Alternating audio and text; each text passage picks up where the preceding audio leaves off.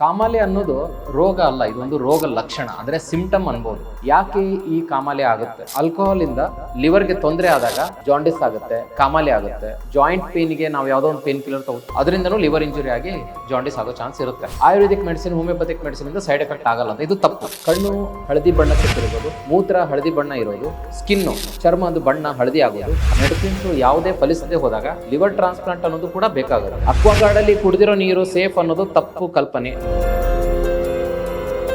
ನಮಸ್ಕಾರ ವೀಕ್ಷಕರೇ, ನಾನು ಡಾಕ್ಟರ್ ರೋಹಿತ್ ಮೈದೂರ್, ಮೆಡಿಕಲ್ ಗ್ಯಾಸ್ಟ್ರೋಎಂಟ್ರಾಲಜಿಸ್ಟ್, ಮೆಡಿಕವರ್ ಆಸ್ಪತ್ರೆ, ವೈಟ್ಫೀಲ್ಡ್, ಬೆಂಗಳೂರು ಇಲ್ಲಿ ಕೆಲಸ ಮಾಡ್ತಾ ಇದ್ದೇನೆ. ಮೆಡಿಕಲ್ ಗ್ಯಾಸ್ಟ್ರೋಎಂಟ್ರಾಲಜಿ ಅಂದರೆ ದೇಹಕ್ಕೆ, ಜೀರ್ಣಾಂಗಕ್ಕೆ ಸಂಬಂಧಪಟ್ಟಿರುವಂಥ ಕಾಯಿಲೆಗಳನ್ನ ನೋಡೋದು. ಇವತ್ತು ಕಾಮಾಲೆ ಅಂದರೆ ಜಾಂಡಿಸ್ ಬಗ್ಗೆ ತಿಳ್ಕೊಳ್ಳೋಣ. ಕಾಮಾಲೆ ಅನ್ನೋದು ರೋಗ ಅಲ್ಲ, ಇದೊಂದು ರೋಗ ಲಕ್ಷಣ ಅಂದರೆ ಸಿಂಪ್ಟಮ್ ಅನ್ಬೋದು. ಸಾಮಾನ್ಯವಾಗಿ ಕಾಮಾಲೆ ಅಂತ ನಾವು ಕೇಳ್ಕೊಂಡಿರೋ ಪ್ರಕಾರ ಆಡು ಭಾಷೆಯಲ್ಲಾಗಲಿ, ಈಗ ಸುಸ್ತು ಇದ್ದು ಊಟ ಸೇವನೆ ಕಡಿಮೆ ಆದಾಗ, ಆಹಾರ ಸೇವನೆ ಕಡಿಮೆ ಆದಾಗ ಕಾಮಾಲೆ ಇದೆ ಅಂತ ಸಾಧಾರಣವಾಗಿ ಗ್ರಾಮಾಂತರದಲ್ಲಿ ಆಗಲಿ, ಈವನ್ ಶಹರದಲ್ಲಾಗಲಿ ಜನ ಅದನ್ನು ಭಾವಿಸ್ಕೋತಾರೆ. ಅದನ್ನು ನಾವು ಮೆಡಿಕಲ್ ಟರ್ಮ್ಸಲ್ಲಿ ಹೆಪಟೈಟಿಸ್ ಅಂತ ಹೇಳ್ತೀವಿ. ಹೆಪಟೈಟಿಸ್ ಅಂದರೆ ಏನು, ಕಾಮಾಲೆ ಅಂದರೆ ಏನು, ಅದ್ರ ಬಗ್ಗೆ ತಿಳ್ಕೊಳ್ಳೋಣ. ಈ ರೋಗ ಲಕ್ಷಣ ಕಾಮಾಲೆ ಅನ್ನೋದು ಲಿವರ್ ಅಂದರೆ ಪಿತ್ತ ಜನಕಾಂಗ ತೊಂದರೆ ಆದಾಗ ಬರುವಂಥದ್ದು. ಯಾಕೆ ಈ ಕಾಮಾಲೆ ಆಗುತ್ತೆ? ಇನ್ಫೆಕ್ಷನ್ಸ್, ವೈರಲ್ ಇನ್ಫೆಕ್ಷನ್ ಇರ್ಬೋದು, ಬ್ಯಾಕ್ಟೀರಿಯಲ್ ಇನ್ಫೆಕ್ಷನ್ ಇರ್ಬೋದು. ಈ ಕಾಯಿಲೆಗಳು ನಮ್ಮ ಲಿವರ್ಗೆ ತೊಂದರೆ ಕೊಟ್ಟಾಗ ರೋಗ ಲಕ್ಷಣ ಕಾಮಾಲೆ ಬರುತ್ತೆ. ಸೊ ಯಾವ ಕಾರಣಗಳಿಂದ ಇದು ಬರುತ್ತೆ, ಯಾವ ವೈರಸ್ಸು, ಯಾವ ಬ್ಯಾಕ್ಟೀರಿಯಿಂದ ಬರುತ್ತೆ ತಿಳ್ಕೊಳ್ಳೋಣ. ಹೆಪಟೈಟಿಸ್ ಅನ್ನೋದು ಒಂದು ವೈರಸ್ಸಿನ ಜಾತಿ. ಹೆಪಟೈಟಿಸ್ ವೈರಸಸ್, ಇದರಲ್ಲಿ ABCDE ಅಂತ ಇದೆ. ಮತ್ತು ಈ ಗ್ರೂಪ್ ಬಿಟ್ಟು ಬೇರೆ ಇನ್ನೂ ಸುಮಾರು ವೈರಸಸ್ಗಳಿದ್ದಾವೆ. ಸೈಟೋಮೆಗಲೋ ವೈರಸ್ ಇರ್ಬೋದು, ಎಪ್ಸ್ಟೀನ್ ಬಾರ್ ವೈರಸ್ ಇರ್ಬೋದು. ಈ ಥರ ಸುಮಾರು ವೈರಸ್ಗಳು ಲಿವರ್ಗೆ ತೊಂದರೆ ಕೊಟ್ಟಾಗ ಹೆಪಟೈಟಿಸ್ ಆಗುತ್ತೆ. ಆವಾಗ ಕಾಮಾಲೆ ರೋಗ ಲಕ್ಷಣ ಬರುತ್ತೆ. ಇದು ವೈರಲ್ ಇನ್ಫೆಕ್ಷನು. ಇನ್ನು ಸುಮಾರು ಬ್ಯಾಕ್ಟೀರಿಯಲ್ ಇನ್ಫೆಕ್ಷನ್ನು ಸಹ ಲಿವರ್ಗೆ ತೊಂದರೆ ಕೊಟ್ಬಿಟ್ಟು ಕಾಮಾಲೆ ಆಗ್ಬೋದು. ಇದಲ್ಲದೆ ಇನ್ಫೆಕ್ಷನ್ ಅಲ್ಲದೆ ಬೇರೆ ಯಾವ ಕಾರಣಗಳಿಂದ ಲಿವರ್ ತೊಂದರೆ ಆಗುತ್ತೆ, ಯಾವ ಕಾರಣಗಳಿಂದ ಕಾಮಾಲೆ ಆಗುತ್ತೆ. ನಾವು ನೋಡಿರ್ಬೋದು, ಕುಡಿತ, ಮದ್ಯ ವ್ಯಸನ, ಆಲ್ಕೋಹಾಲಿಂದ ಲಿವರ್ಗೆ ತೊಂದರೆ ಆದಾಗ ಜಾಂಡಿಸ್ ಆಗುತ್ತೆ, ಕಾಮಾಲೆ ಆಗುತ್ತೆ. ಅಂದರೆ ಇನ್ಫೆಕ್ಷನ್ ಅಲ್ಲದೇನೂ ಆಲ್ಕೋಹಾಲ್ ಇಂದನೂ ಕೂಡ ಲಿವರ್ಗೆ ತೊಂದರೆ ಆದಾಗ ಜಾಂಡಿಸ್ ಆಗುತ್ತೆ, ಕಾಮಾಲೆ ಆಗುತ್ತೆ. ಇನ್ನು ಬೇರೆ ಕೆಲವು ಮೆಡಿಸಿನ್ಸ್, ಈಗ ಸಾಧಾರಣವಾಗಿ ಅಲೋಪತಿ ಮೆಡಿಸಿನ್ ಇರ್ಬೋದು, ಈ ಮೆಡಿಸಿನ್ ತಗೊಂಡಾಗ ಈ ಥರ ಟೆಸ್ಟ್ ಮಾಡೋಕ್ಕೆ ಹೇಳ್ತಾರೆ. ಫಾರ್ ಎಕ್ಸಾಂಪಲ್ ಕ್ರಾನಿಕ್ ಡಿಸೀಸ್, ಯಾವುದೇ ಒಂದು ಕಾಯಿಲೆ ಸುಮಾರು ದಿನದಿಂದ ಇದ್ದಾಗ ಅದಕ್ಕೆ ನಾವು ಕೆಲವು ಮಾತ್ರೆಗಳನ್ನ ಕೊಡ್ತೇವೆ. ಆ ಕೆಲವು ಮಾತ್ರೆಗಳಿಂದ ಲಿವರ್ ಇಂಜುರಿ ಆಗುತ್ತೆ. ಅದು liver injury related to drug induce liver injury ಅಂತ ಹೇಳ್ತೇವೆ. ಸೊ ಅದು ಒಂದು ಕಾರಣ ಲಿವರ್ ತೊಂದರೆ ಆಗಿ ಕಾಮಾಲೆ ಆಗೋಕ್ಕೆ. ಇದು ಅಲೋಪತಿ ಮೆಡಿಸಿನ್ಸಲ್ಲಿ ನಮಗೆ ಗೊತ್ತಿರುವಂಥ ಮಾತ್ರೆಯಿಂದ ಇಷ್ಟು ಡೋಸ್ ತೊಗೊಂಡಾಗ, ಇಷ್ಟು ದಿನ ತೊಗೊಂಡಾಗ ಸೈಡ್ ಎಫೆಕ್ಟ್. ಒಂದು ಆ್ಯಂಟಿಬಯೋಟಿಕ್ ಇರ್ಬೋದು, ಆ್ಯಂಟಿ ಇನ್ಫ್ಲಮೇಟರಿ ಮೆಡಿಕೇಷನ್ ಇರ್ಬೋದು, ಜಾಯಿಂಟ್ ಪೇನಿಗೆ ನಾವು ಯಾವುದೋ ಒಂದು ಪೇನ್ ಕಿಲ್ಲರ್ ತಗೋದು, ಅದರಿಂದನೂ ಲಿವರ್ ಇಂಜುರಿ ಆಗಿ ಜಾಂಡಿಸ್ ಆಗೋ ಚಾನ್ಸ್ ಇರುತ್ತೆ. ಅದೇ ಥರ ಕೆಲವು ಆಯುರ್ವೇದಿಕ್ ಮೆಡಿಸಿನ್ಸು, ಹೋಮಿಯೋಪತಿಕ್ ಮೆಡಿಸಿನ್ಸಿಂದನೂ ಜಾಂಡಿಸ್ ಆಗುತ್ತೆ. ಸಾಧಾರಣವಾಗಿ ನಮ್ಮ ನಂಬಿಕೆ ಏನಂತಂದರೆ, ಜನರೂಢಿಯಲ್ಲಿ ಆಯುರ್ವೇದಿಕ್ ಮೆಡಿಸಿನ್, ಹೋಮಿಯೋಪತಿಕ್ ಮೆಡಿಸಿನಿಂದ ಸೈಡ್ ಎಫೆಕ್ಟ್ ಆಗಲ್ಲ ಅಂತ. ಇದು ತಪ್ಪು. ಇದರಿಂದ ಕೆಲವು ಔಷಧಿ, ಯಾವುದೇ ಔಷಧಿ ಅಂದರೆ ಅದರ ಪರಿಣಾಮ, ದುಷ್ಪರಿಣಾಮ, ಎಫೆಕ್ಟ್, ಸೈಡ್ ಎಫೆಕ್ಟ್ ಇದ್ದೇ ಇರುತ್ತೆ. ಕೆಲವೊಂದು ಆಯುರ್ವೇದಿಕ್, ಹೋಮಿಯೋಪತಿಕ್ ಮೆಡಿಸಿನಿಂದ ಕೂಡ ಲಿವರ್ ಇಂಜುರಿ ಆಗಿ ಜಾಂಡಿಸ್ ಆಗ್ಬೋದು. ಅದಕ್ಕೆ ಹೇಳ್ತಾ ಇರೋದು, ಕಾಮಾಲೆ ಅನ್ನೋದು ರೋಗ ಲಕ್ಷಣ, ಇದನ್ನೊಂದು ಕಾಯಿಲೆ ಅನ್ನೋಕ್ಕಾಗಲ್ಲ. ಯಾವುದರಿಂದ ಬಂದಿದೆ ಅನ್ನೋದನ್ನು ತಿಳ್ಕೊಬೇಕಾಗುತ್ತೆ. ಸೊ ಜನ ಕಾಮಾಲೆ ಆದಾಗ ನಮ್ಮ ಹತ್ರ ಬರೋದು ಯಾವ ತೊಂದರೆಯಿಂದ ಬರ್ತಾರೆ? ಸಾಧಾರಣವಾಗಿ ಹಸಿವು ಕಡಿಮೆ ಆಗೋಕ್ಕೆ, ಸುಸ್ತು, ರುಚಿ ಇಲ್ಲದೆ ಇರೋದು. ಮುಂಚೆ ಅವ್ರಿಗೆ ಆಹಾರದ್ದು ಟೇಸ್ಟ್ ಏನು ಗೊತ್ತಾಗುತ್ತೆ, ಕೆಲವ್ರಿಗೆ ಅದು ಕಡಿಮೆ ಆಗುತ್ತೆ. ಊಟ, ಆಹಾರ ಸೇರದೇ ಇರೋದು. ಆಮೇಲೆ ರೆಗ್ಯುಲರ್ ಆ್ಯಕ್ಟಿವಿಟೀಸ್, ಅವರ ದಿನನಿತ್ಯದ ಚಟುವಟಿಕೆಗಳನ್ನ ಮಾಡೋಕ್ಕೆ ಆಗದೆ ಇರೋವಂಥದ್ದು. ಇದು ಫಸ್ಟು ಸಿಂಪ್ಟಮ್ಸ್. ನಂತರ ಇದು ಪ್ರೋಗ್ರೆಸ್ ಆಗಿ ಲಿವರ್ಗೆ ತುಂಬ ತೊಂದರೆ ಆದರೆ, ಹೆಪಟೈಟಿಸ್ ಆಗಿರೋದು, ಸಿರೋಸಿಸ್ ಏನಾರು ಆದರೆ, ಅವಾಗ ಅತಿರೇಕಕ್ಕೆ ಹೋದಾಗ, ಲಿವರ್ ಕಾಯಿಲೆ ಅತಿರೇಕಕ್ಕೆ ಹೋದಾಗ, ಕಾಮಾಲೆ ಅಷ್ಟೇ ಅಲ್ಲ, ಅತಿರೇಕಕ್ಕೆ ಹೋದಾಗ ಕಣ್ಣು ಹಳದಿ ಬಣ್ಣಕ್ಕೆ ತಿರುಗೋದು, ಮೂತ್ರ ಹಳದಿ ಬಣ್ಣ ಇರೋದು, ಸ್ಕಿನ್ನು ಚರ್ಮದ ಬಣ್ಣ ಹಳದಿ ಆಗೋದು ಅತಿ ಹೆಚ್ಚಾದಾಗ ಈ ಥರ ಆಗುತ್ತೆ. ಸೊ ಇದೇ ಥರ ನಾವು ಸಾಧಾರಣವಾಗಿ ನೋಡಿರ್ತೀವಿ. ಈಗ ಹುಟ್ಟಿದ ಮಗುವಿಗೆ ಕೂಡ ಕಾಮಾಲೆ ಇದೆ, ಜಾಂಡಿಸ್ ಇದೆ ಅಂತ ಹೇಳ್ತೀವಿ. ಅದಕ್ಕೆ ಕಾರಣ ಬೇರೆ. ಈಗ ರಕ್ತ ಕಣಗಳು, ಕೆಂಪು ರಕ್ತ ಕಣಗಳು ಡಿಸ್ಟ್ರಾಯ್ ಆದರೆ, ಆರ್ ಬಿ ಸಿ ಡಿಸ್ಟ್ರಾಯ್ ಆದಾಗ ಅದರ ಬೈ ಪ್ರಾಡಕ್ಟ್ ಆಗಿ ಬಿಲಿರುಬಿನ್ ಅನ್ನೋದೇನಿರುತ್ತೆ ಅದು ದೇಹದಲ್ಲಿ ಹೆಚ್ಚಾಗುತ್ತೆ, ಆವಾಗ ಜಾಂಡಿಸ್ ಆಗುತ್ತೆ. ಸೊ ಅದು ಒಂದು ಕಾರಣ. ತದನಂತರ ಲಿವರ್ ಆ ಬಿಲಿರುಬಿನ್ನ ಡಿಟಾಕ್ಸ್ ಮಾಡಿಬಿಟ್ಟು ಹೊರಗಡೆ ಹಾಕೋದ್ರಿಂದ ಜಾಂಡಿಸ್ ಕಂಟ್ರೋಲ್ ಆಗುತ್ತೆ. ಇದು ಫಿಸಿಯಾಲಜಿಕಲ್ ಜಾಂಡಿಸ್ ಇರ್ಬೋದು. ಇನ್ನು ಗರ್ಭಿಣಿ ಸ್ತ್ರೀಯರಲ್ಲಿ ಕೆಲವರಿಗೆ ಲಿವರ್ ತೊಂದರೆ ಆಗುತ್ತೆ, ಅದು ಕೂಡ ಕಾಮಾಲೆಯ ಥರನೇ ಬರುತ್ತೆ, ಜಾಂಡಿಸ್ ಇನ್ ಪ್ರೆಗ್ನೆನ್ಸಿ. ಅದಕ್ಕೆ ಸುಮಾರು ಕಾರಣಗಳಿದ್ದಾವೆ. ಅದರಲ್ಲಿ ಒಂದು ಬಿ ಪಿ ಹೆಚ್ಚಾದಾಗ ಆಗಬಹುದು, ಅಥವಾ ಇದೇ ಥರ ಯಾವುದೋ ಮೆಡಿಸಿನ್ನು ಅಥವಾ ವೈರಲ್ ಇನ್ಫೆಕ್ಷನ್ ಕೂಡದಿಂದನೂ ಆಗಬಹುದು, ಅಥವಾ ರಕ್ತ ಕಣಗಳು ಡಿಸ್ಟ್ರಾಯ್ ಆದಾಗ ಬಿಲಿರುಬಿನ್ ಜಾಸ್ತಿಯಾಗಿ ಜಾಂಡಿಸ್ ಆಗ್ಬೋದು. ಸೊ ಚಿಕ್ಕ ಮಕ್ಕಳಲ್ಲೂ ಜಾಂಡಿಸ್ಗೆ ಕಾರಣಗಳು ಬೇರೆನೇ ಇದ್ದಾವೆ. ಅದರಲ್ಲಿ ಹುಟ್ಟಿದ ಮಗುವಿಗೆ ಎಸ್ಪೆಷಲಿ ಲಿವರ್ ಸರಿಯಾಗಿ ಕೆಲಸ ಮಾಡೋದಿದ್ರೆ, ಅಂದರೆ ಲಿವರ್ ಪ್ರೊಡಕ್ಷನ್ ಟೈಮಲ್ಲಿ ಆರ್ಗ್ಯಾನೋಜೆನೆಸಿಸ್ ಅಂತ ಹೇಳ್ತೀವಿ, liver when it is formed ಸರಿ ಸ್ಟ್ರಕ್ಚರ್ ಇಲ್ಲ ಅಂದರೆ, ಪಿತ್ತ ತಯಾರಾಗಿರೋ ಪಿತ್ತ ಹೊರಗಡೆ ಹೋಗೋಕ್ಕೆ, ಪಿತ್ತ ನಳಿವಿಕೆ ಸರಿ ತಯಾರಾಗಿಲ್ಲ ಅಂದರೆ, ಸೊ ದೆನ್ ದ್ಯಾಟ್ ಪಿತ್ತ ಅದು ಏನು whatever bile is produced in the liver ಅಲ್ಲೇ ಸ್ಟಾಕ್ ಆಗಿಬಿಟ್ಟು ಕಾಮಾಲೆ ಆಗುತ್ತೆ. ಸೊ ಈಗ ನಾವು ವೈರಲ್ ಇನ್ಫೆಕ್ಷನ್ನು, ಬ್ಯಾಕ್ಟೀರಿಯಲ್ ಇನ್ಫೆಕ್ಷನ್ನು, ಆಲ್ಕೋಹಾಲ್ ಮತ್ತು ಗರ್ಭಿಣಿ ಸ್ತ್ರೀಯರಲ್ಲಿ ಆಗುವ ಕಾಮಾಲೆ ಮತ್ತು ಮಕ್ಕಳಲ್ಲಿ ಆಗಿರುವ ಕಾಮಾಲೆಗಳಿಗೆ ಕಾರಣ ತಿಳ್ಕೊಂಡಿದ್ವಿ. ಮತ್ತಿನ್ನು ರೋಗ ಲಕ್ಷಣ ಯಾವ ಥರ ಬರ್ತಾರೆ ಅಂತಲೂ ಕೂಡ ಹೇಳಿದ್ದೀನಿ ನಾನು. ಸುಸ್ತಾಗೋದು, ಹಸಿವು ಕಡಿಮೆ ಆಗೋದು, ಕಣ್ಣು ಮತ್ತು ಮೂತ್ರ ಹಳದಿ ಬಣ್ಣಕ್ಕೆ ಅಥವಾ ಚರ್ಮದ ಬಣ್ಣ ಹಳದಿ ಬಣ್ಣಕ್ಕೆ ತಿರುಗೋದು. ವೈದ್ಯರ ಹತ್ರ ಬಂದಾಗ ಕಾಮಾಲೆಗೆ ಏನು ಟೆಸ್ಟ್ ಮಾಡ್ತೀವಿ? ಸಾಧಾರಣವಾಗಿ ನಾವು ಮಾಡಬೇಕಾಗಿರೋದು liver test, liver function test ಅಂತ ಮಾಡ್ತೀವಿ. ಅದರಲ್ಲಿ ಬಿಲಿರುಬಿನ್ ಅಂತ ಇರುತ್ತದೆ, ಲಿವರ್ ಎನ್ಸೈಮ್ಸ್ ಅಂತ ಇರ್ತದೆ, ಸುಮಾರು ಟೆಸ್ಟ್ಗಳು ಹೆಸರುಗಳು. ಬೇಸ್ಡ್ ಆನ್ ದ್ಯಾಟ್ ಎಷ್ಟು ಸಿವಿಯರ್ ಇದೆ ಅಂತ ತಿಳ್ಕೊತೀವಿ. ನಂತರ ಕಾಮಾಲೆ ಇರೋದು, ಜಾಂಡಿಸ್ ಇರೋದು ಖಾತ್ರಿ ಆದಮೇಲೆ ಲಿವರ್ ಯಾವ ಥರ ಇದೆ ತಿಳ್ಕೊಳ್ಳೋಕ್ಕೆ ಅಲ್ಟ್ರಾಸೌಂಡ್ ಸ್ಕ್ಯಾನ್ ಮಾಡ್ತಾರೆ. ಮತ್ತು ಈ ಜಾಂಡಿಸ್ಗೆ ಕಾರಣಗಳೇನು, ಯಾವ ವೈರಸ್ ಇನ್ಫೆಕ್ಷನ್ ಇದೆ ಅಂತ ಬ್ಲಡ್ ಟೆಸ್ಟ್ ಮಾಡಬೇಕು. ವೈರಲ್ ಇನ್ಫೆಕ್ಷನನ್ನು ತಿಳ್ಕೊಳ್ಳೋಕ್ಕೆ ಬ್ಲಡ್ ಟೆಸ್ಟ್ ಮಾಡ್ತಾರೆ. Hepatitis A B C D virus ಅಲ್ಲದೆ ಸುಮಾರು ಟೆಸ್ಟ್ಗಳು, ಅಥವಾ ನಮಗೆ ಕಾರಣ ಗೊತ್ತೇ ಇತ್ತು, ಮದ್ಯವ್ಯಸನ ಆಲ್ಕೋಹಾಲಿಂದ ಆಗಿದ್ರೆ ಅದಕ್ಕೆ ತಕ್ಕಂಥ ಕೆಲವು ಟೆಸ್ಟ್ಗಳು ಇರ್ತವೆ. ನಂತರ ಟ್ರೀಟ್ಮೆಂಟ್ ಹೆಚ್ಚಿನ ಅಂಶ ವೈರಲ್ ಇನ್ಫೆಕ್ಷನಿಗೆ ಟ್ರೀಟ್ಮೆಂಟ್ ಇಸ್ ಸಿಂಪ್ಟಮ್ಯಾಟಿಕ್ ಅಂತ ಹೇಳ್ತೀವಿ. ಸ್ಪೆಸಿಫಿಕ್ ಟ್ರೀಟ್ಮೆಂಟ್ ಇರೋದು ಕೆಲವು ವೈರಸಸ್ಗಳಿಗೆ ಮಾತ್ರ. ಸುಮಾರು ವೈರಸಸ್ಗೆ ಸ್ಪೆಸಿಫಿಕ್ ಟ್ರೀಟ್ಮೆಂಟ್ ಇರಲ್ಲ, ಸಿಂಪ್ಟಮ್ಯಾಟಿಕ್ ಟ್ರೀಟ್ಮೆಂಟ್ ಇರುತ್ತೆ. ಕೆಲವರಿಗೆ ಮೆಡಿಸಿನ್ಸನ್ನ ಟ್ಯಾಬ್ಲೆಟ್ಸಲ್ಲೇ ಕೊಟ್ಬಿಟ್ಟು ಔಟ್ ಪೇಷಂಟ್ ಬೇಸಿಸಲ್ಲಿ ಟ್ರೀಟ್ಮೆಂಟ್ ಕೊಡ್ಬೋದು. ಇನ್ನು ಕೆಲವರಿಗೆ ಅತಿರೇಕಕ್ಕೆ ಹೋದಾಗ ಅಥವಾ ಲಿವರ್ ಫೇಲ್ ಆಗ್ತಾ ಇದೆ, ಜಾಂಡಿಸ್ ಸ್ಟಾರ್ಟ್ ಆಗಿ ಲಿವರ್ ಫೇಲ್ ಆಗ್ತಾ ಇದೆ ಅನ್ನೋ ಸೂಚನೆಗಳಿದ್ದಾಗ ಆಸ್ಪತ್ರೆಯಲ್ಲಿ ಅಡ್ಮಿಟ್ ಆದರೆ ಇನ್ ಪೇಷಂಟ್ ಅಡ್ಮಿಷನ್ ಬೇಕಾಗುತ್ತೆ. ಜಾಂಡಿಸ್ ಇರೋರು ಪ್ರತಿಯೊಬ್ಬರಿಗೂ ಅಡ್ಮಿಷನ್ ಬೇಕಾಗಲ್ಲ, ಆದರೆ ಫಾಲೋಅಪ್ ತುಂಬ ಅಗತ್ಯ. ಎಲ್ಲಿವರೆಗೂ ಲಿವರ್ ಟೆಸ್ಟ್ ನಾರ್ಮಲ್ ಆಗಲ್ವೋ ಅಲ್ಲಿವರೆಗೂ ಫಾಲೋಅಪ್ ಮಾಡಬೇಕು.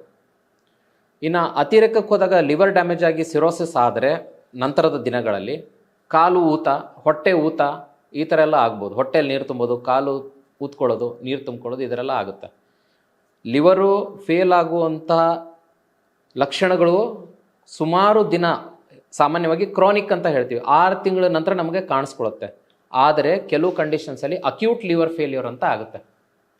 ವೈರಲ್ ಇನ್ಫೆಕ್ಷನ್ ಇರ್ಬೋದು, ಅಥವಾ ಪ್ರೆಗ್ನೆನ್ಸಿ ಗರ್ಭಿಣಿ ಸ್ತ್ರೀಯಲ್ಲೂ ಆಗ್ಬೋದು, ಅಥವಾ ಮಕ್ಕಳಲ್ಲೂ ಆಗ್ಬೋದು. Acute liver failure is a result of jaundice. ಅಂದರೆ ಜಾಂಡಿಸ್ ಅಂತ ಬಂದಿರೋದು, ಕಾಮಾಲೆ ಅಂತ ಬಂದಿರೋದು ಅಕ್ಯೂಟ್ ಲಿವರ್ ಫೇಲ್ಯೂರಲ್ಲಿ ಎಂಡ್ ಆಗ್ಬೋದು. ಅದು ವಿಪರೀತ ವಿಕೋಪಕ್ಕೆ ಹೋದಾಗ, ಮೆಡಿಸಿನ್ಸು ಯಾವುದೇ ಫಲಿಸದೆ ಹೋದಾಗ ಲಿವರ್ ಟ್ರಾನ್ಸ್ಪ್ಲಾಂಟ್ ಅನ್ನೋದು ಕೂಡ ಬೇಕಾಗುತ್ತೆ. ಹಾಗಂದ್ಬಿಟ್ಟು ಪ್ರತಿಯೊಂದು ಜಾಂಡಿಸ್ ಪೇಷಂಟ್ಗೆ ಅದು ಬೇಕಾಗಲ್ಲ.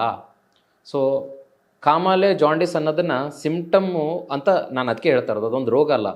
ಕೆಲವ್ರಿಗೆ 3 ವಾರದಲ್ಲೇ ಕ್ಲಿಯರ್ ಆಗುತ್ತೆ, ಕೆಲವ್ರಿಗೆ 3 ತಿಂಗಳು ಬೇಕಾಗುತ್ತೆ, ಕೆಲವ್ರಿಗೆ ಇನ್ನೂ ಹೆಚ್ಚು ಪ್ರೊಲಾಂಗ್ ಆಗ್ಬೋದು. ಈ ಕಾಯಿಲೆ, ಈ ರೋಗ ಲಕ್ಷಣ ಇರುವಾಗ ಸಾಧಾರಣ ತಪ್ಪುಗಳು ಏನು ನಾವು ಮಾಡ್ತೀವಿ ಕಾಮಾಲೆ ಬಗ್ಗೆ ತಿಳ್ಕೊಬೇಕು. ಅರಿವು ಇಂಪಾರ್ಟೆಂಟ್. ಇವತ್ತು ನಾನು ಮಾತಾಡ್ತಾ ಇರೋ ಉದ್ದೇಶನೇ ಅದು, ಅರಿವು ಕೊಡೋಕ್ಕೆ. ಫಸ್ಟು ಸಾಧಾರಣವಾಗಿ ತಪ್ಪು ಏನು ಮಾಡೋದು ಅಂದರೆ, ಯಾವ ಕಾರಣದಿಂದ ಬಂದಿದೆ ತಿಳಿದೇನೆ ಟ್ರೀಟ್ಮೆಂಟ್ ಕೊಡೋದು ತಪ್ಪು. ಎರಡನೇದು, ಕಾಮಾಲೆ ಅಂದ್ಬಿಟ್ಟು ಸುಮಾರು ಜನ ಮನೆ ಮದ್ದು ಮಾಡ್ತಾರೆ. ಮನೆ ಮದ್ದಲ್ಲೂ ಕೆಲವು ದುಷ್ಪರಿಣಾಮ ಆಗ್ತದೆ, ಎಲ್ಲದೂ ಒಳ್ಳೆಯದಂತಲ್ಲ. ಮುಂಚೆ ಇರೋ ಕೆಲವು ಪದ್ಧತಿಗಳು ಒಳ್ಳೆಯದಿದೆ, ಬಟ್ ತಿಳಿದೇ ತಪ್ಪು ಮಾಡೋರು ಸುಮಾರು ಜನ ಇದ್ದಾರೆ. ಅದಕ್ಕೆ ನಾನು ಅವೇರ್ನೆಸ್ಗಂತ ಇವತ್ತು ಮಾತಾಡ್ತಾ ಇರೋದು. ನಾನು ನೋಡಿರೋ ಹಂಗೆ ಗ್ರಾಮಾಂತರದಲ್ಲಿ ಈಗಲೂ ಕೂಡ ಜನ ಕಾಮಾಲೆ ಜಾಂಡಿಸ್ ಆದಾಗ, ಚಿಕ್ಕ ಮಗು ಇರ್ಬೋದು, ದೊಡ್ಡವರು ಇರ್ಬೋದು, ಹೆಣ್ಮಕ್ಳು ಇರ್ಬೋದು, ಗರ್ಭಿಣಿ ಸ್ತ್ರೀಯರು ಇರ್ಬೋದು, ಬರೆ ಹಾಕುವಂಥ ಒಂದು ಪದ್ಧತಿ ಇದೆ. ಅಂದರೆ ಸುಡೋದು, ಕೈ ಇರ್ಬೋದು, ಕಾಲಿರ್ಬೋದು, ಹೊಟ್ಟೆ ಮೇಲೆ ಅದು ಟ್ರೆಡಿಷ್ನಲ್ ಮೆಥಡ್ ಆಗಿರೋದ್ರಿಂದ ಸೈಂಟಿಫಿಕ್ ಎವಿಡೆನ್ಸ್ ಇಲ್ಲ, ಅದರಿಂದನೇ ವಾಸಿ ಆಗ್ತಾರೆ ಅಂತ ಹೇಳೋಕ್ಕಾಗಲ್ಲ. ಆ ಥರ ಮಾಡೋದ್ರಿಂದ ವಾಸಿ ಆಗ್ತಾರೆ ಅಂತ ಅವರ ನಂಬಿಕೆ, ಅದು ನಂಬಿಕೆಗೆ ಎವಿಡೆನ್ಸ್ ಇಲ್ಲ. ಸೈಂಟಿಫಿಕಲಿ ಪ್ರೂವನ್ ಏನೂ ಎವಿಡೆನ್ಸ್ ಇಲ್ಲ. ಕೆಲವು ಕಾಮಾಲೆಗಳು ನಾವು ಏನೂ ಟ್ರೀಟ್ಮೆಂಟ್ ಕೊಡದೇ ಇದ್ದರೆ ಅದರಷ್ಟಕ್ಕೆ ಅದೇ ವಾಸಿ ಆಗುತ್ತೆ. ವೈರಲ್ ಇನ್ಫೆಕ್ಷನ್ ಇರ್ಬೋದು, ಹೆಪಟೈಟಿಸ್ ಎ ಆ್ಯಂಡ್ ಇ ಇರ್ಬೋದು. ಆದರೆ ಈ ಬರೆ ಹಾಕೋದ್ರಿಂದನೇ ವಾಸಿ ಆಗುತ್ತೆ ಅಂತ ಜನ ತಪ್ಪು ತಿಳಿದು ಶತಮಾನಗಳಿಂದ ಮಾಡ್ತಾ ಇರ್ತಾರೆ. ವಿಕೋಪಕ್ಕೆ ಹೋದಾಗ ಆಸ್ಪತ್ರೆಗೆ ತೊಗೊಂಬರ್ತಾರೆ. ಅದು ಮಾಡಬಾರ್ದು. ಯಾರೇ ಆಗಲಿ ಕಾಮಾಲೆ ಅಥವಾ ಜಾಂಡಿಸ್ ಇದ್ದಾಗ ಫಸ್ಟು ಅದಕ್ಕೆ ಕಾರಣ ತಿಳ್ಕೊಳ್ಳೋಕ್ಕೆ ಎಲ್ಲ ಥರ ಪ್ರಯತ್ನ ಮಾಡಬೇಕು. ಇನ್ನು ನಂತರ ಮದ್ದು, ಈ ಸೊಪ್ಪಿರ್ಬೋದು ಅಥವಾ ಇನ್ನೊಂದು ಯಾವುದೋ ಕಷಾಯ ಇರ್ಬೋದು, ಲೇಹ ಇರ್ಬೋದು, ಅದನ್ನು ಕೊಡ್ತಾರೆ. ಅದು ಕೂಡ ಸೈಂಟಿಫಿಕಲಿ ಪ್ರೂವನ್ ಇರೋದಿಲ್ಲ. ಲಿವರ್ಗೆ ಬೇಕಾಗಿರುವಂಥದ್ದು, ಅದಕ್ಕೆ ಹೊಸ ಯಾವುದು ಇಂಜುರಿ ಆಗಬಾರ್ದು ಮತ್ತು ರೆಸ್ಟ್ ಬೇಕು ಮತ್ತು ಸಪೋರ್ಟಿವ್ ಥೆರಪಿ ಬೇಕಾಗುತ್ತೆ. ಟೆಸ್ಟ್ ಮಾಡಿಬಿಟ್ಟು ಸಪೋರ್ಟಿವ್ ಟ್ರೀಟ್ಮೆಂಟ್ ಕೊಡಬೇಕಾಗುತ್ತೆ. ಈ ಮದ್ದು ಕೊಡೋದು, ಸೊಪ್ಪು ಅಥವಾ ಇನ್ನೊಂದು ಯಾವುದೋ ಲೇಹ ಕೊಡೋದ್ರಿಂದ ಕಾಮಾಲೆ ವಾಸಿ ಆಗುತ್ತೆ ಅನ್ನೋದು ಖಂಡಿತವಾಗಿ ಹೇಳೋಕ್ಕಾಗಲ್ಲ. ನಾನು ಈಗಾಗಲೇ ಹೇಳ್ದಂಗೆ ಕೆಲವು ವೈರಲ್ ಇನ್ಫೆಕ್ಷನ್ಸ್ ನೀವು ಏನೇ ಟ್ರೀಟ್ಮೆಂಟ್ ಕೊಡದೇ ಇದ್ರೂ ವಾಸಿ ಆಗುತ್ತೆ. ಇದರಿಂದನೇ ಆಗಿದೆ ಅಂತ ಪ್ರೂವ್ ಮಾಡೋರು ಇದ್ದಾರೆ. ಸೊ ಸೈಂಟಿಫಿಕ್ ಎವಿಡೆನ್ಸ್ ಇಲ್ಲದೆ ಏನೂ ಮಾಡಬಾರ್ದು. ಮೂರನೇದು ಮತ್ತು ತುಂಬ ಮುಖ್ಯವಾದ ತಪ್ಪು ಕಾಮಾಲೆಯಲ್ಲಿ ಜನ ಮಾಡೋದಂದರೆ ಆಹಾರ ಪದ್ಧತಿ. ಕಾಮಾಲೆ ಅಂತ ತಿಳಿತಿದ್ದಂಗೆ ಅವ್ರಿಗೆ ಏನೂ ಊಟನೇ ಕೊಡದೆ ರಿಕವರಿ ಆಗ್ತಾರೆ ಅಂತ ಎಕ್ಸ್ಪೆಕ್ಟ್ ಮಾಡ್ತಾರೆ. ಇದು ತಪ್ಪು. ಯಾಕೆಂದರೆ ಲಿವರ್ಗೆ ಬೇಕಾಗಿರೋದು ನ್ಯೂಟ್ರಿಷನ್.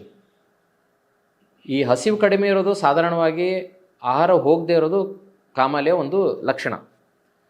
ಇದಕ್ಕೆ ನಾವು ಒಳ್ಳೆಯ ಪೌಷ್ಟಿಕ ಆಹಾರ ಕೊಡಬೇಕೇ ವಿನ ರಿಸ್ಟ್ರಿಕ್ಟ್ ಮಾಡಬಾರ್ದು. ಕೆಲವು ಪದಾರ್ಥಗಳು ಯಾವುದು ಈಸಿಯಾಗಿ ಡೈಜೆಸ್ಟ್ ಆಗಲ್ಲ ಅದನ್ನು ರಿಸ್ಟ್ರಿಕ್ಟ್ ಮಾಡಬೇಕು. ಈಗ ಜಡ್ಡಿನ ಪದಾರ್ಥ, ಎಣ್ಣೆ ಪದಾರ್ಥ ಇರ್ಬೋದು ಅಥವಾ ಮಾಂಸಾಹಾರಿ ಊಟ ಇರ್ಬೋದು, ಇದು ಈಸಿಯಾಗಿ ಡೈಜೆಸ್ಟ್ ಆಗಲ್ಲ, ಅದಕ್ಕೆ ಅದನ್ನು ರಿಸ್ಟ್ರಿಕ್ಟ್ ಮಾಡಿದ್ರೆ ಒಳ್ಳೆಯದು. ಈಸಿಲಿ ಡೈಜೆಸ್ಟೇಬಲ್ ಫುಡ್ ಅದನ್ನು ಕೊಡಬೇಕು. Calorie rich, high calorie. ಇನ್ನು ಕೆಲವು ಕಡೆ ಕಬ್ಬಿನ ಹಾಲು ಕೊಡೋದು, ಬೆಲ್ಲ ಕೊಡೋದು, ಅದೆಲ್ಲ ಪದ್ಧತಿ ಇದೆ. ಅದನ್ನೆಲ್ಲ ಮಾಡಬಹುದು. ಒಂದು ಪದ್ಧತಿ ಸರಿ ಇದೆ, ಯಾಕಂದರೆ ಕ್ಯಾಲರಿ ರಿಚ್ ಫುಡ್ ಇರುತ್ತೆ. ಅದರಿಂದ ಸ್ವಲ್ಪನೇ ಆಹಾರ ಹೋದ್ರೂ, ಹಸು ಇಲ್ದಾಗ ಸ್ವಲ್ಪನೇ ಆಹಾರ ಹೋದ್ರೂ ಹೆಚ್ಚು ಕ್ಯಾಲರಿ ಬಂದು ರಿಕವರಿ ಆಗುತ್ತೆ. ಆದರೂ ಸಹ ಕೆಲವು ಮಿಸ್ಟೇಕ್ಸ್, ಕಾಮನ್ಲಿ ಡನ್ ಮಿಸ್ಟೇಕ್ಸ್ ಅಂತಂದರೆ ಫಸ್ಟು ಸರಿ ಟ್ರೀಟ್ಮೆಂಟ್ ತಗೊಳ್ಳದೇ ಇರೋದು, ಲೇಟಾಗಿ ಬರೋದು ಮತ್ತು ಬರೆ ಹಾಕೋದು, ಸೊಪ್ಪು ಈ ಥರ ಎಲ್ಲ ಕೊಡೋದು, ಮನೆ ಮದ್ದು ಮಾಡೋದು ಮತ್ತು ಆಹಾರದಲ್ಲಿ ತುಂಬ ರೆಸ್ಟ್ರಿಕ್ಷನ್ ಮಾಡೋದು. ಇನ್ನು ಯಾವ ಥರ ನಾವು ಈ ಕಾಮಾಲೆ ಮುಂದೆ ಬರದೇ ಇರೋಂಗೆ ತಡಿಬೋದು, ಅದಕ್ಕೆ ಫಸ್ಟ್ ಏನು ತಿಳಿಬೇಕು, ಯಾವ ಥರ ಕಾಮಾಲೆ ಬರುತ್ತೆ ಅಂತ. ವೈರಲ್ ಇನ್ಫೆಕ್ಷನ್ ಬರೋ ರೀತಿ, ಮಾರ್ಗಗಳ ಬಗ್ಗೆ ಗಮನ ಇರಬೇಕು. ಹೆಚ್ಚಾಗಿ ಹೆಪಟೈಟಿಸ್ ಎ ಮತ್ತು ಇ ಅಕ್ಯೂಟ್ ಅಂತ ಇರುತ್ತೆ, ಸ್ವಲ್ಪ ದಿನ ರಿಕವರಿ ಚಾನ್ಸಸ್ ಜಾಸ್ತಿ ಇರುತ್ತೆ. ಹೆಪಟೈಟಿಸ್ ಬಿ, ಸಿ ಮತ್ತು ಡಿ ಕ್ರೋನಿಕ್ ಆಗುತ್ತೆ, ಅಂದರೆ 6 ತಿಂಗಳಿಗಿಂತ ಹೆಚ್ಚು ಇರೋ ಚಾನ್ಸಸ್ ಜಾಸ್ತಿ ಇರುತ್ತೆ. ಈ ಎ ಮತ್ತು ಇ ವೈರಸ್ ಬರೋದು ನೀರಿನ ಮೂಲಕ. ಈಗ ಬೇಸಿಗೆ ಬರ್ತಾ ಇದೆ ಸ್ನೇಹಿತರೆ, ಬೇಸಿಗೆಯಲ್ಲಿ ನೀರಿನ ಅಭಾವ ಇರೋದಕ್ಕೆ ಎಲ್ಲಿ ನೀರು ಸಿಗುತ್ತೋ ಅದು ಕಂಡೀಷನ್ ಸರಿ ಇದೆಯಲ್ಲೋ ತಿಳಿದೇನೆ ನೀರು ಸೇವಿಸಬಾರದು. Especially water is a good source for viral infections. Panipuri ಇರ್ಬೋದು ಅಥವಾ ಕುಡಿಯೋ ನೀರು ಇರ್ಬೋದು. ನೀರು ಕಲುಷಿತಗೊಂಡಾಗ ಈ ವೈರಲ್ ಇನ್ಫೆಕ್ಷನ್ನು ನಾವು ತೊಗೊಂಡಿರೋ ಆಹಾರದಲ್ಲಿ ಹೋಗ್ಬಿಟ್ಟು ಬಾಡಿ ಸೇರಿಕೊಂಡು then it will grow, virus will grow into multiple numbers and it will attack the liver. ಅವಾಗ ಜಾಂಡಿಸ್ ಆಗಿಬಿಡುತ್ತೆ. ರಿಕವರಿಗೂ ಅಷ್ಟೇ ಟೈಮ್ ಬೇಕಾಗುತ್ತೆ. ಈ ನೀರು ಹೆಚ್ಚಾಗಿ ಬರೋದು, ನಾನು ಈ ಥರ ಹೇಳ್ದಂಗೆ ಪಾನಿಪುರಿ ಇರ್ಬೋದು ಅಥವಾ ಐಸ್ ಕ್ರೀಮ್ಸ್ ಇರ್ಬೋದು, not properly processed portable water. ಅಂದರೆ ಅಕ್ವಾಗಾರ್ಡಲ್ಲಿ ಕುಡಿದಿರೋ ನೀರು ಸೇಫ್ ಅನ್ನೋದು ತಪ್ಪು ಕಲ್ಪನೆ. ಇದು ತುಂಬ ಇಂಪಾರ್ಟೆಂಟ್. ಅಕ್ವಾಗಾರ್ಡಲ್ಲಿ ವೆದರ್ ದಟ್ ನೀರು, ಅಲ್ಲಿಗೆ ಬರುವಂಥ ನೀರು ಕಾರ್ಪೊರೇಷನ್ ನೀರು ಇರ್ಬೋದು ಅಥವಾ ಬೋರ್ ನೀರು ಇರ್ಬೋದು, ಸರಿಯಾಗಿ ಪ್ರೊಸೆಸ್ ಇದೆಯೋ ಇಲ್ಲೋ. ಸಾಧಾರಣವಾಗಿ ನಾನು ಸಜೆಸ್ಟ್ ಮಾಡೋದು, ಒಂದು ಸರಿ ಫಸ್ಟ್ ಟೈಮ್ ಹೆಪಟೈಟಿಸ್ ಆಗಿದೆ ಮತ್ತೆ ಆಗೋ ಚಾನ್ಸ್ ಇರುತ್ತೆ. ಎಸ್ಪೆಷಲಿ ಬೇಸಿಗೆಯಲ್ಲಿ ನೀರನ್ನು ಕಾಯಿಸಿ ಆರಿಸಿ ಕುಡಿಯೋದು 100% ಸೇಫ್ ಅಂತ ಹೇಳ್ಬೋದು. 100% ಅಲ್ಲ, much better then Aquaguard water. ಈಗ ನಾವು ಕಳೆದ ಒಂದು ವಾರದಿಂದ ನೋಡ್ತಾ ಇದ್ದೀವಿ, ನಮ್ಮ ಆಸ್ಪತ್ರೆಗೆ ಬರ್ತಾ ಇರೋ ಕೆಲವರು ಗ್ಯಾಸ್ಟ್ರೋಎಂಟ್ರೈಟಿಸ್ ಅಂದರೆ ಕರಳಿನ ಇನ್ಫೆಕ್ಷನ್ ಇರ್ಬೋದು, ನೆರೆಹೊರೆಯಲ್ಲಿ ಆಗ್ತಾ ಇದೆ. ಯಾಕೆ ಅಕ್ವಾಗಾರ್ಡ್ ನೀರು ಕುಡಿತಾ ಇದ್ದೀವಿ, ಆದರೂ ಯಾಕೆ ಆಗ್ತಾ ಇದೆ ಅಂತ ಅವರ ಪ್ರಶ್ನೆ. ನನ್ನ ಪ್ರಶ್ನೆ, are you sure it is safe? Only safe water is boiled and cooled water. ಸದ್ಯದ ಪರಿಸ್ಥಿತಿಯಲ್ಲಿ ಯಾವ ಪೈಪಲ್ಲಿ ಯಾವ ನೀರು ಬರ್ತಾ ಇದೆ, ಟ್ಯಾಂಕ್ ಕ್ಲೀನ್ ಇದೆಯೋ ಇಲ್ಲೋ, ಯಾವುದಾದ್ರು ನೀರು ಪೈಪ್ ಲೀಕ್ ಆಗಿದೆ, ಕ್ರಾಸ್ ಇನ್ಫೆಕ್ಷನ್ ಆಗಿದೆಯಾ, ಇದೆಲ್ಲ ಹೇಳೋದು ಕಷ್ಟ. So viral hepatitis A and D ಬರೋದು ನೀರಿನ ಬಗ್ಗೆ ಹೆಚ್ಚು ಜಾಗೃತಿ ವಹಿಸಬೇಕು. ಶುದ್ಧ ನೀರು ಕನ್ಫರ್ಮ್ ಇರಬೇಕು. So water source should be confirmed. Next, viral infection hepatitis B ಮತ್ತು ಸಿ ಬರೋದು ಈ ಬ್ಲಡ್ ಇನ್ಫೆಕ್ಷನ್ ಮೂಲಕ. ಉದಾಹರಣೆಗೆ ಈಗ ಸುಮಾರು drug abuse, IV drug abuse ಅದೆಲ್ಲ ಆಗ್ತಾ ಇರುತ್ತೆ. ಒಬ್ಬರು ಬಳಸಿರೋ ಸಿರಿಂಜನ್ನು ಇನ್ನೊಬ್ಬರು ಬಳಸ್ತಾರೆ. ಆ ರಕ್ತದ ಮೂಲಕ ವೈರಸ್ಸು ಹರಡುತ್ತದೆ. ಈ ವೈರಸ್ಗಳು ಹರಡೋದನ್ನು ನಾವು ತಿಳಿಲೇಬೇಕು. ಅದರಿಂದನೇ ಅದು ಹೆಪಟೈಟಿಸ್ ಬರದಿರೋಗೆ ತಡಿಬೋದು. ಸೊ ಈ ನೀಡಲನ್ನು ವೈರಸ್ ಇನ್ಫೆಕ್ಷನ್ ಇರುವಂಥ ವ್ಯಕ್ತಿ ಬಳಸಿ ಅದೇ ನೀಡಲ್ ಇನ್ನೊಬ್ಬರು ಬಳಸಿದರೆ ಹೆಪಟೈಟಿಸ್ ಬಿ ಮತ್ತು ಸಿ ಬರುತ್ತೆ. ಅದೇ ಥರ ಡಿನೂ ಬರುತ್ತೆ. ಸೊ ಇದನ್ನು ತಡಿಬೇಕು ಅಂತಂದರೆ first of all drug abuse should be avoided, stopped. Next, syringes discard ಮಾಡ್ತೀವಿ. ಈಗೆಲ್ಲ ಸಿಂಗಲ್ ಯೂಸ್ ಸಿರಿಂಜ್ ಅಂತ ಬರುತ್ತೆ.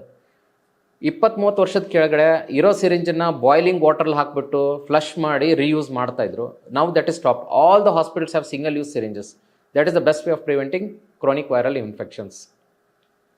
ಮತ್ತು ಬ್ಲಡ್, ಒಬ್ಬ ವ್ಯಕ್ತಿಗೆ, ರೋಗಿಗೆ ಏನಾದ್ರು ಬೇಕಾದರೆ ಅದನ್ನು ಚೆಕ್ ಮಾಡಿಬಿಟ್ಟೆ ಬ್ಲಡ್ ಬ್ಯಾಂಕ್ ಅವರು ಚೆಕ್ ಮಾಡಿ ಯಾವುದೇ ವೈರಸ್ ಇಲ್ಲ ಅಂತಲೇ ಕೊಡೋದು. ಅದು ಒಂದು route of getting viral infections.